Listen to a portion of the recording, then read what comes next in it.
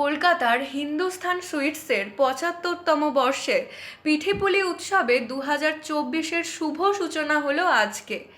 এই পিঠেপুলি উৎসবের বিশেষ আকর্ষণ ছিল রাম পিঠে। প্রত্যেক বছরের মতো এবারও পিঠেপুলি উৎসবের আয়োজন হলেও এবারের রাম পিঠে দর্শকদের মন জয় করেছে। ১৮ ইঞ্চি লম্বা আয়তনের পিঠে এবারের অযোধ্যার রাম মন্দির উদ্বোধনকে কেন্দ্র করেই করা। সোনার পিঠে ও রূপোর পিঠে সহ প্রায় ২৫ রকমের পিঠের আয়োজন করা হয় পৌষ সংক্রান্তি উপলক্ষে।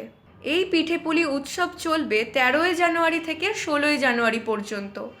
এই পিঠেপুলি উৎসবের আয়োজন করেন চিত্রতারকা অভিনেত্রী নুসরাত জাহান ও অভিনেতা ইয়াশ দাশগুপ্ত। পিঠেপুলি উৎসবে পিঠে কম্পিটিশনের আয়োজনও করা হয়েছিল।